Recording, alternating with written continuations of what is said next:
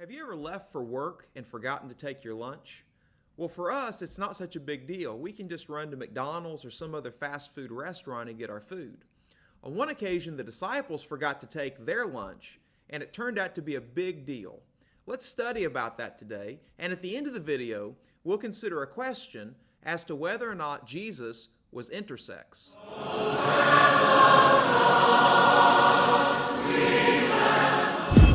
Thank you for joining me today as we continue studying through Mark. Please open your Bibles to Mark 8, and in a moment we'll begin our study with verse 1. Sometime back, as we were studying through Mark 6, if you'll remember, a large crowd gathered around Jesus, and Jesus multiplied miraculously 5 barley loaves and fed 5,000 men plus women and children. Today we're going to see that a similar incident occurred later in Jesus' ministry. As Jesus is in these Gentile regions, a crowd again gathers around Jesus, and Jesus will take bread and miraculously multiply it and feed a crowd consisting of 4,000 men plus women and children. So let's read about this beginning in verse 1 of Mark 8. During those days, another large crowd gathered. Since they had nothing to eat, Jesus called his disciples to him and said. Now, as we noted several weeks back, Jesus is ministering at this point in time in these predominantly Gentile regions. Last week we noted that Jesus was in the region of the Decapolis, this federation of 10 cities, or this league, if you will, of 10 cities, which lie primarily to the east of the Sea of Galilee and of the Jordan River. It seems like Jesus is still in that area. And so this is a large crowd of Gentiles that have gathered to Jesus. Well, why have they gathered to Jesus? Well, you remember what the reaction of the people in this region was to Jesus healing the deaf, mute man. Remember the last verse of Mark 7 says, people were overwhelmed with amazement. Quote, "He has done everything well," they said. "He makes even the deaf to hear and the mute to speak." And so a large crowd of desperate people gather around Jesus, probably seeking for Jesus to perform a miracle for them. But they have no food. Now, why do they not have food? Well, let's read verses 2 and 3. Jesus said, "I have compassion on these people. They've already been with me 3 days and have nothing to eat. If I send them home hungry, they will collapse on the way because some of them have come from a great distance." So they have no food because they've been with Jesus for 3 days. Well, what's been going on for 3 days? Well, Mark is not explicit, but Matthew's parallel account gives us some details along this line. Look at Matthew chapter 15, beginning in verse 29. Matthew 15:29 says, "Jesus left there and went along the Sea of Galilee. Then he went up on a mountainside and sat down. Great crowds came to him, bringing the lame, the blind, the crippled, the mute, and many others, and laid them at his feet, and he healed them. The people were amazed when they saw the mute speaking and the crippled made well, the lame walking, and the blind seeing. They praised the God of Israel." So it seems like these 3 days have been filled with Jesus healing the sick. And no doubt Jesus also spent time teaching.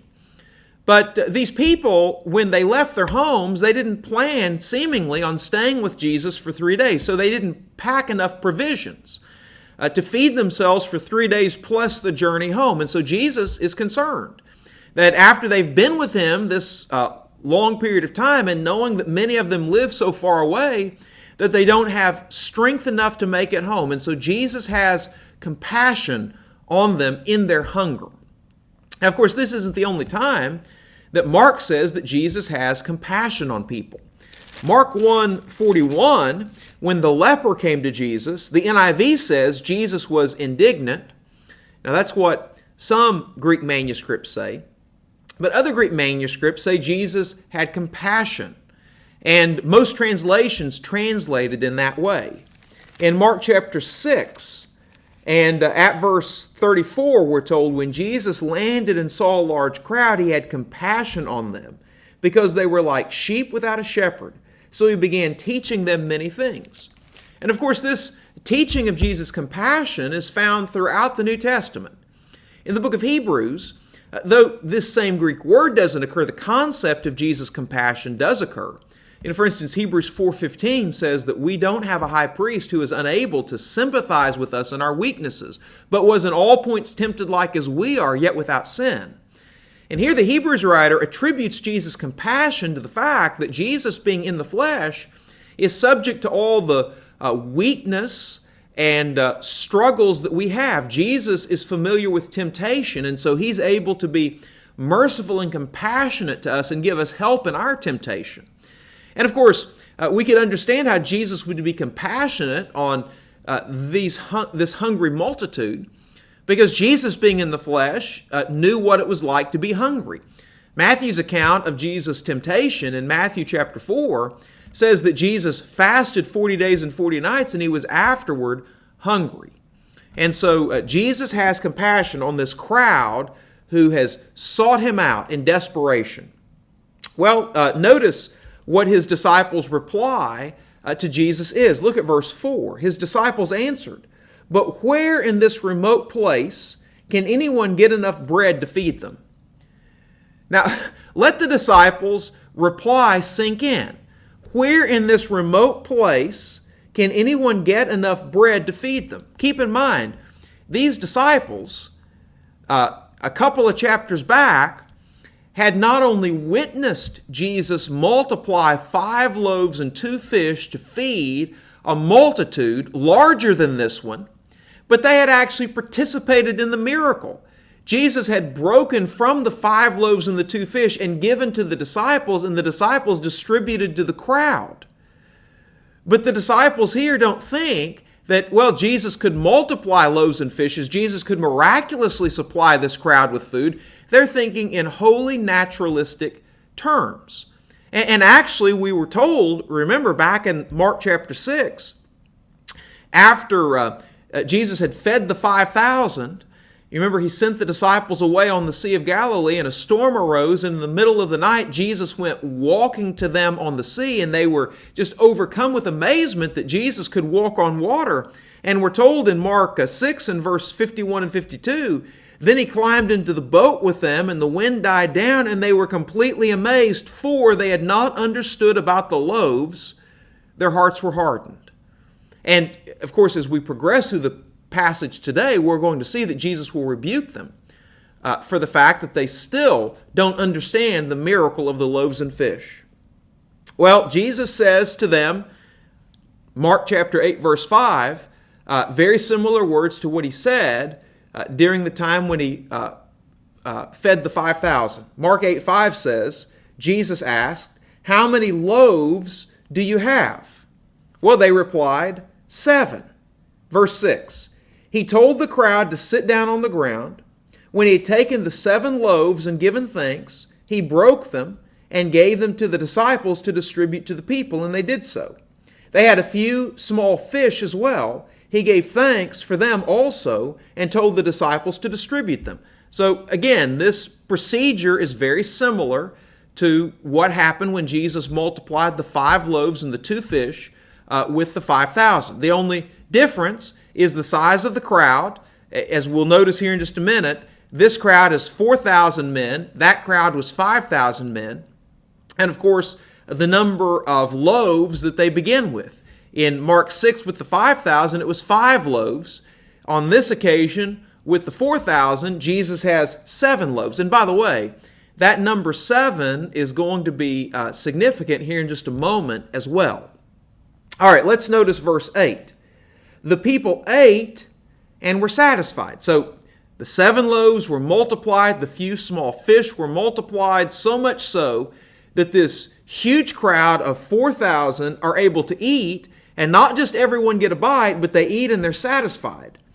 In fact, there's leftovers. Afterward, the disciples picked up 7 basketfuls of broken pieces that were left over. Now, remember in the case of feeding the 5,000, there were 12 basketfuls that are left over. Now, there actually is a difference in the Greek word that's used here for basket. This word for basket probably signifies a larger basket than the 12 baskets in which the fragments from the feeding of the 5,000 were placed. This word for basket is a word that occurs actually in the book of Acts. You remember in Acts 9, as Paul is in the city of Damascus after his conversion, and the Damascenes are wanting to kill the Apostle Paul. Acts chapter 9, verse 25 describes Paul's escape with these words. But his followers, literally Paul's disciples, took him by night and lowered him in a basket through an opening in the wall.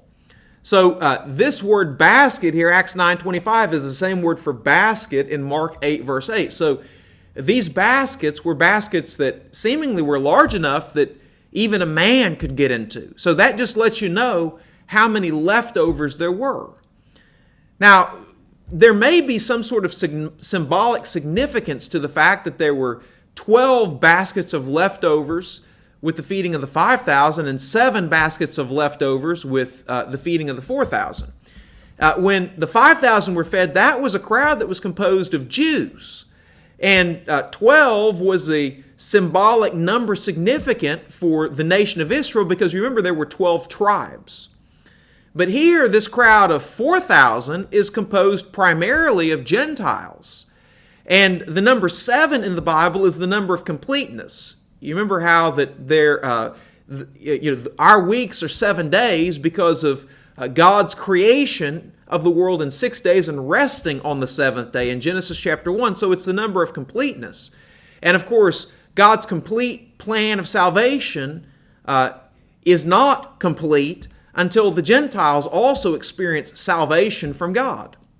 One interesting point, you remember when the Syrophoenician woman came to Jesus begging Jesus to cast the demon out of her little daughter, you remember what Jesus' reply was? It's not right to take the children's bread and cast it to the dogs. But of course she said, well, yes, Lord, even the dogs eat the crumbs that fall from the master's table. Jesus first fed the children. He fed the 5,000 in Mark 6.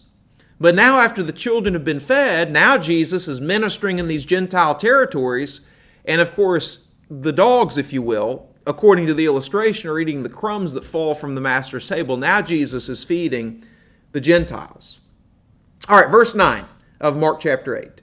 About 4,000 were present after he sent them away. Had trouble reading those words.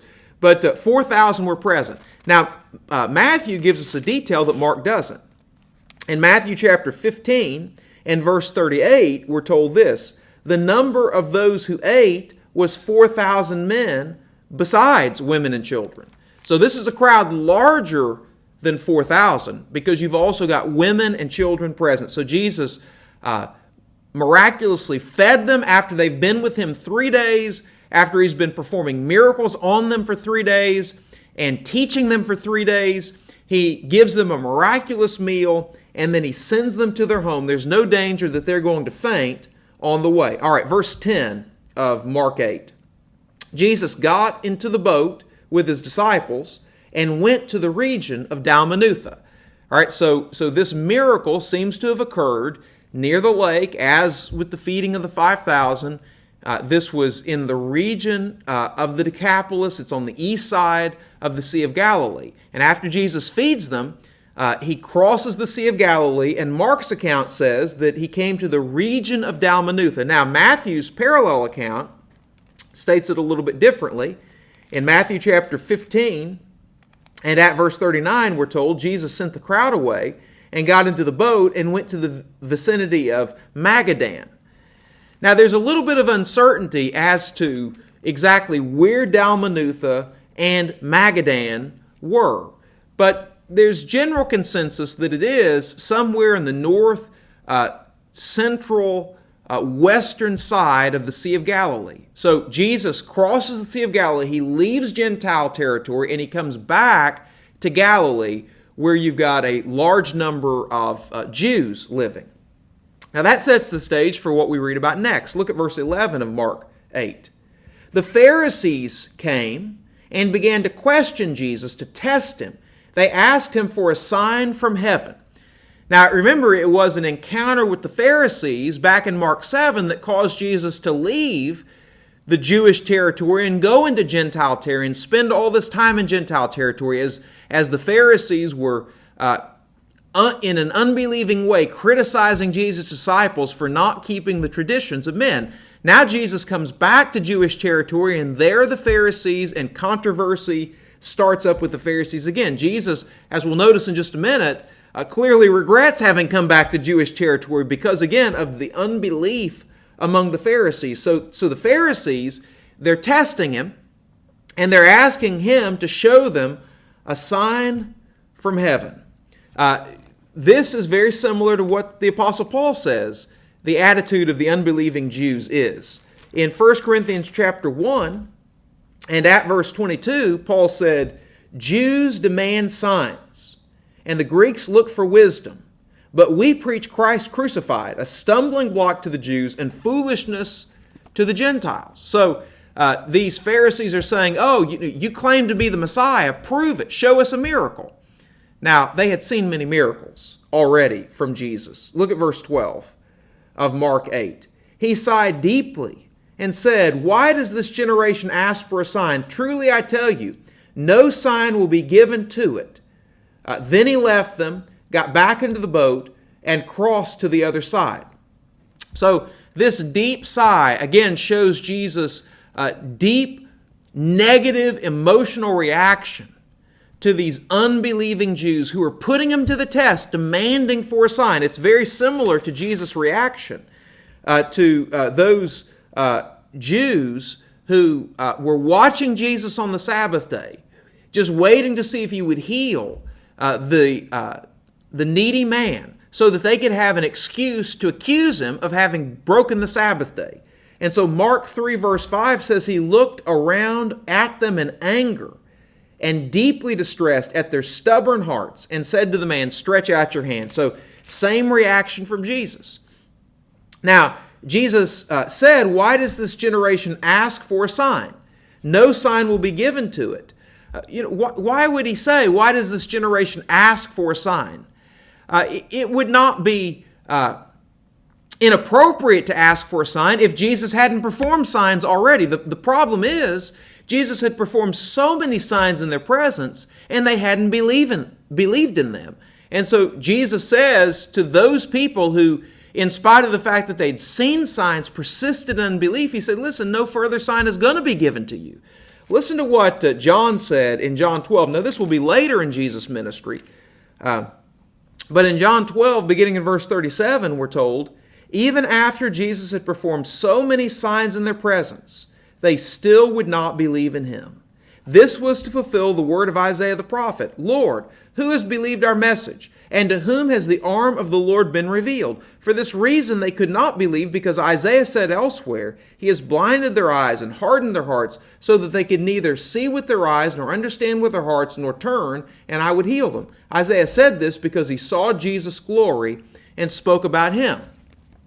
So Jesus, if people will not respond by believing in him as a result of the signs, Jesus will not just gratuitously multiply signs for them. And so the text says that Jesus got back into the boat and he crossed over to the other side. So he's so put out with the Jews' unbelief that he goes back to Gentile territory. He goes back to the east side of the Sea of Galilee. All right, well, that sets the stage for what's said next, verse 14. The disciples had forgotten to bring bread, except for one loaf they had with them in the boat. So the disciples are just so busy as they're making preparations to cross back to the other side that in their busyness, they forgot to take bread. They only have one loaf. And so Jesus uses that lack of bread as a way to give them this warning. Look at verse 15. Jesus said, be careful. Watch out for the yeast of the Pharisees and of Herod. Now, Jesus, as we're going to see as we continue through here, was not talking about bread. He used the fact that they didn't have bread and they're going to have to get bread from somewhere to be a launching pad through which he can teach them a spiritual lesson. What does he mean when he talks about being wary of the yeast of the Pharisees and of Herod? Well, Mark's account is not explicit, but Matthew's account of this is explicit. Matthew chapter 15, Matthew 16. Matthew chapter 16, the end of Matthew's recording this account, here's what Matthew writes. Matthew 16, verse 12. Then they understood that he was not telling them to guard against the yeast used in bread, but against the teaching of the Pharisees and the Sadducees. And we'll talk more in just a moment about what that teaching was that the disciples were to be wary of. But notice the disciples' reaction to Jesus' words. Be careful, watch out for the yeast of the Pharisees and of Herod. They don't understand what Jesus is saying at first. Verse 16 says, they discussed this with one another and said, it is because we have no bread. Now, as Jesus' rebuke is going to show, the disciples still don't get it. They should have understood after having witnessed Jesus taking 5 loaves and multiplying it to feed a crowd of 5,000 plus, and after witnessing Jesus taking 7 loaves and multiplying it to feed a crowd of 4,000 plus, that Jesus could take 1 loaf of bread and multiply it to feed a group of about 13. The 12 apostles plus Jesus, and maybe there were a couple of other disciples with him. So they should have understood that. So they should have understood that Jesus was not talking about literal yeast used in bread. But they don't understand that. And so Jesus says, let's read beginning in verse 17. Aware of their discussion, Jesus asked them, why are you talking about having no bread? Do you still not see or understand? Are your hearts hardened? Now remember, we read back in chapter 6, verses 51 and 52, that the disciples didn't understand the miracle of the feeding of the 5,000 because their hearts were hardened. So Jesus says, are your hearts still hardened? Even after you've seen another miracle of multiplying the bread. Do you have eyes but fail to see and ears but fail to hear? And don't you remember when I broke the 5 loaves for the 5,000, how many basketfuls of pieces did you pick up? 12, they replied. I mean, they remembered the incident. And when I broke the 7 loaves for the 4,000, how many basketfuls of pieces did you pick up? They answered 7. They still remembered the incident. He said to them, do you still not understand? And so their hearts are hardened. What Jesus is telling them is, because their understanding is still limited, because they still don't fully get what it means for Jesus to be Messiah, they need to be aware of the teaching of the Pharisees and of the Sadducees about the nature of Messiah, or the Pharisees and the Herodians, about the nature of the Messiah. Now, this is going to be apparent as we continue reading in Mark 8.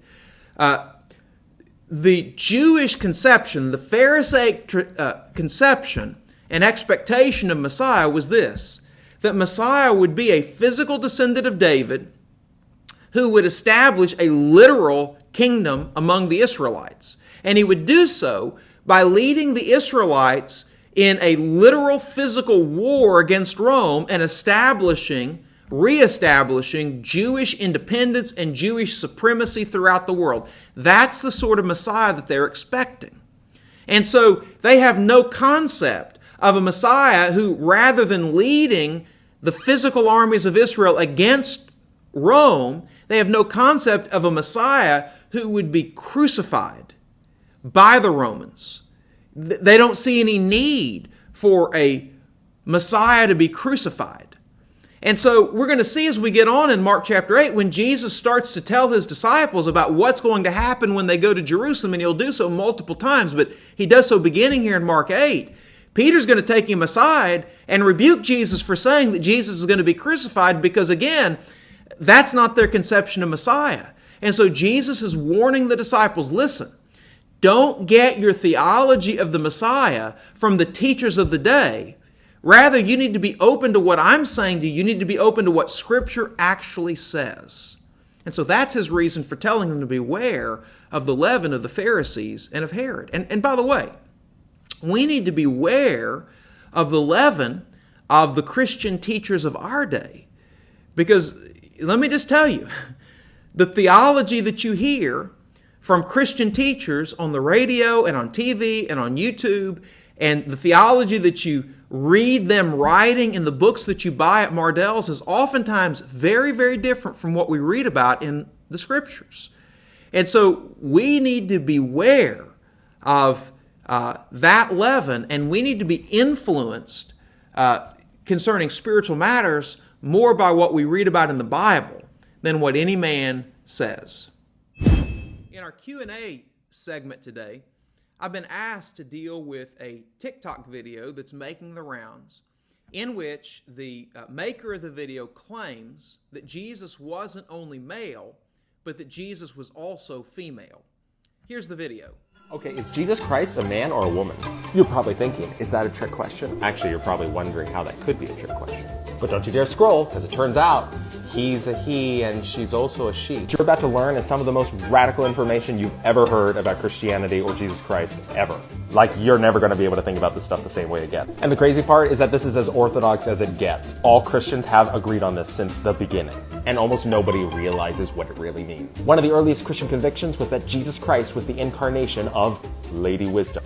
Who's Lady Wisdom? Lady Wisdom, or Sophia in the Greek, is a character who appears in the book of Proverbs, also the Apocrypha. Christians have always declared that she was the pre-incarnate Christ, the eternal Logos. At the Council of Nicaea, no one was debating this fact. They were debating how to interpret it. Paul is universally clear that Jesus is Sophia, Sophia is Jesus, and Hebrews backs this up. What this means is that Jesus is, in fact, a woman as well as a man. He's intersex. When was the last time you called Jesus sister? So does Proverbs 8 teach that Jesus was not only male, but that he was also female, because he is Lady Wisdom, who is spoken of in that chapter? Well, the TikToker was right in claiming that early Christians did claim that Proverbs 8 is fulfilled in Jesus Christ. And they did so for a couple of reasons. They did so because Jesus said in passages like John 5:39 that the Old Testament spoke of him. And they did so also because 1 Corinthians 1:30 describes Jesus as wisdom from God. And so they did think that Lady Wisdom was fulfilled in Jesus Christ. But I think that there actually are some problems with viewing there as being this one-to-one correspondence between Lady Wisdom and Jesus Christ. Let me read the passage in Proverbs 8 that describes Lady Wisdom, and let me give you some reasons why I don't believe that this is a reference to Jesus strictly speaking. Proverbs 8, beginning in verse 22. The Lord brought me forth, Lady Wisdom says, as the first of his works, before his deeds of old. I was formed long ages ago, at the very beginning, when the world came to be. When there was no watery depths, I was given birth. When there were no springs overflowing with water. Before the mountains were settled in place, before the hills, I was given birth. Before he made the world or its fields, or any of the dust of the earth. I was there when he set the heavens in place, when he marked out the horizon on the face of the deep, when he established the clouds above and fixed securely the fountains of the deep, when he gave the sea its boundary, so the waters could not overstep his command, and when he marked out the foundations of the earth. Then I was constantly at his side. I was filled with delight day after day, rejoicing always in his presence, rejoicing in the whole world and delighting in mankind.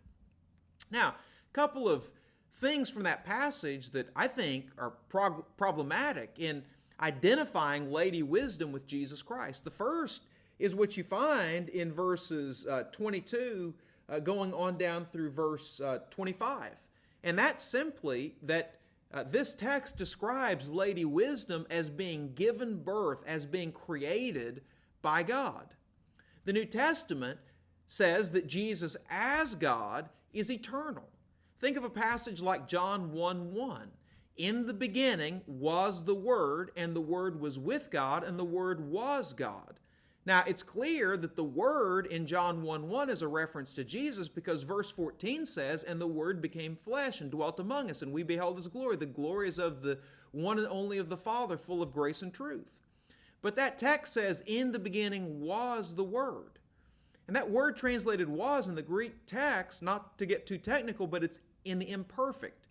So in other words, what it says literally is, in the beginning was being the Word. So Jesus didn't begin with the beginning. Rather, Jesus had been existing in the beginning.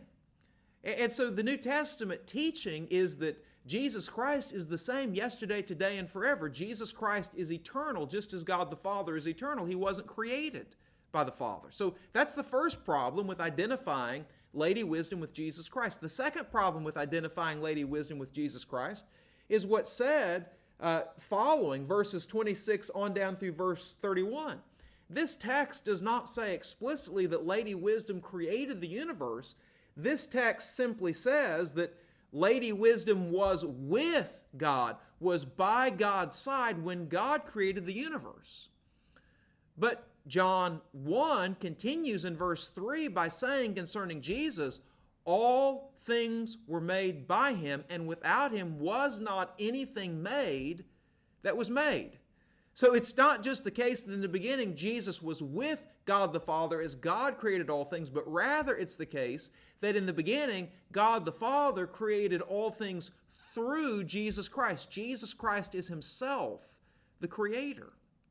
And so I don't believe that there's a one-to-one correspondence between Lady Wisdom and Jesus Christ. Rather, I think the best way to understand this text is that Jesus Christ possesses Lady Wisdom in fullness. And a passage that helps us understand that is a passage like Colossians 2:3 that says, in Jesus are hidden all the treasures of wisdom and knowledge. Well, why is wisdom described here, personified as a lady?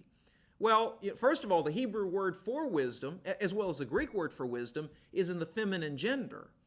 But in the second place, in the book of Proverbs, the goal is to get the readers to choose wisdom over folly. And so Lady Wisdom is described as a lady in the most attractive sense to try to get people to choose her. That's why wisdom is personified in that way, to be a beautiful thing that people would choose to bring into their lives. So I don't think there's any way that we can say from Proverbs 8 that Jesus is intersex, that Jesus is a female as well as a male. Rather, the consistent teaching in the New Testament is that Jesus Christ is male. I mean, just think about the very first verse of the New Testament. Matthew 1:1 says, the book of the generation of Jesus Christ, the son of David, the son of Abraham. And all the verses thereafter that speak of Jesus, whenever it describes a gender, describes him as being male in gender. No, I'm afraid that this TikToker is guilty of seriously and grievously perverting the scriptures in order to push the LGBTQ agenda. Let's not be deceived. If you have any questions, please send them to the email address on the screen. Thank you for joining us for our study today. If you found this helpful, please take the time to like the video, and if you've not yet subscribed to MetaView's YouTube channel, please do so now. Look forward to being with you, Lord willing, next week. God bless you.